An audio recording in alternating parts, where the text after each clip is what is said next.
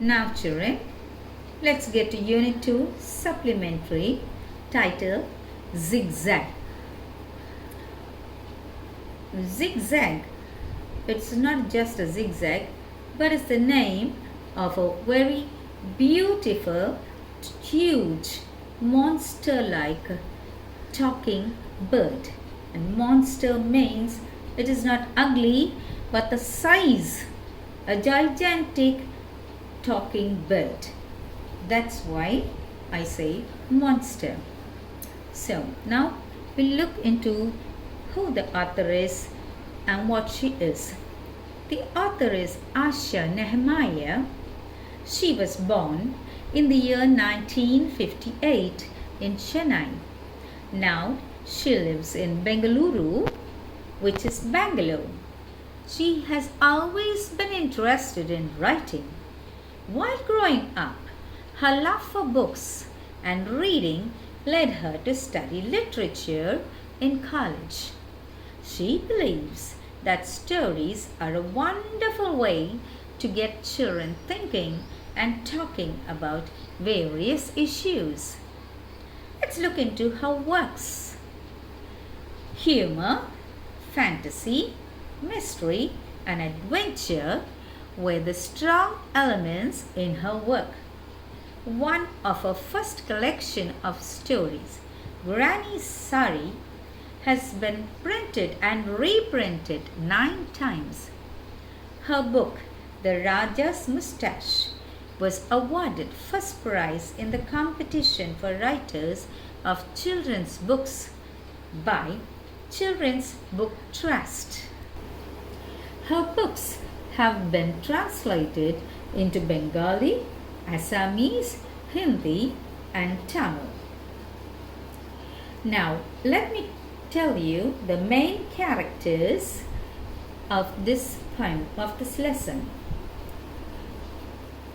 Dr. Ashok T. Krishnan is a child specialist.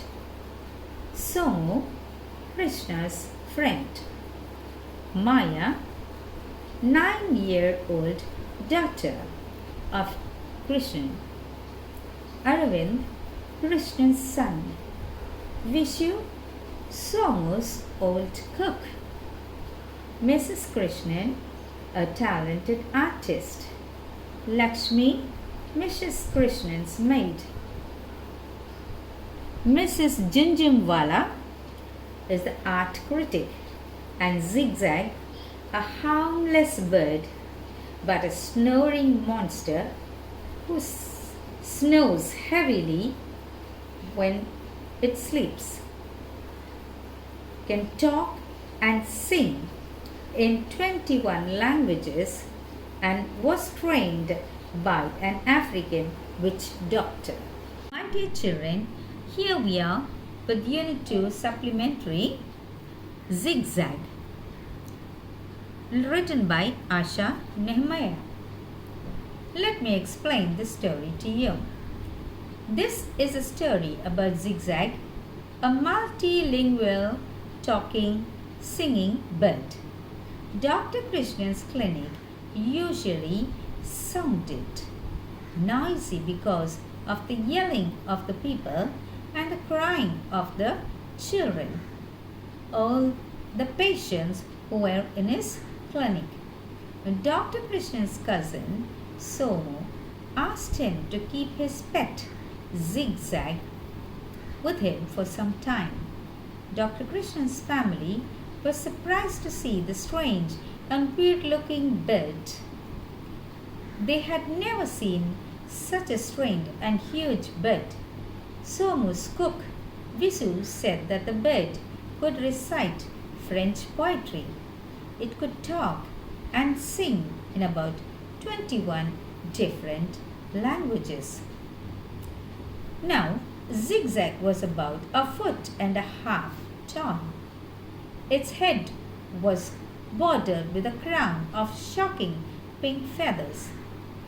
The rest of its plumage was in various shades.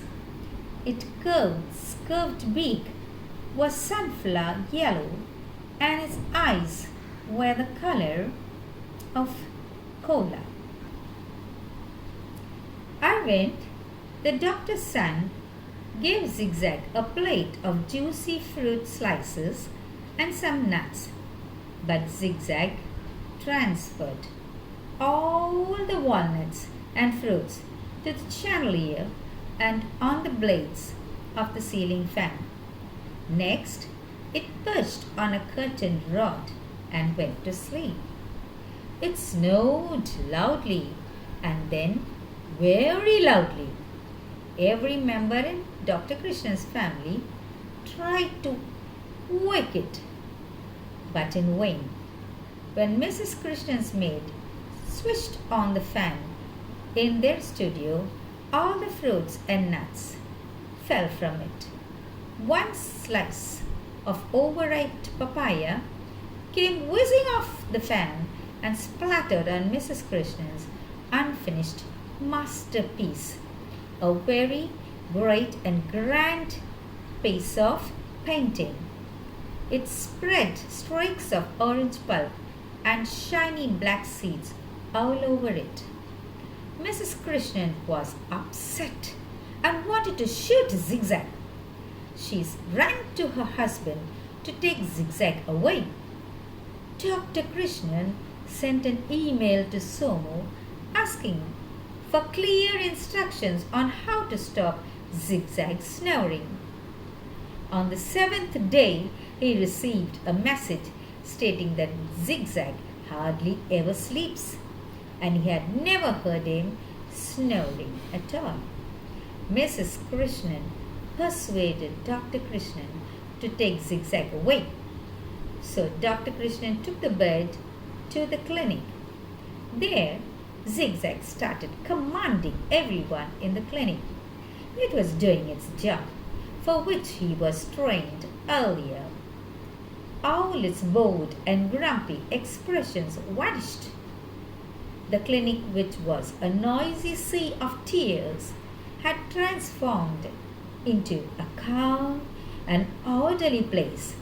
It was the efficient skill of the bird. It never slept or snored even for a second. It was always busy and active. Dr. Krishnan spoke to the bird and said that it was an absolute treasure.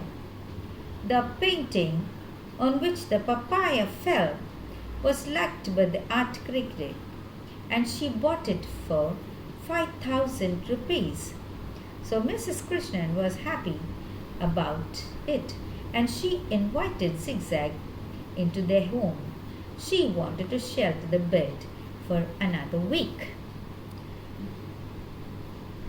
So children, here we come to the end of today's session, and I'm very glad that you have now come to know fully about the poem The Grumble Family and your supplementary ZigZag.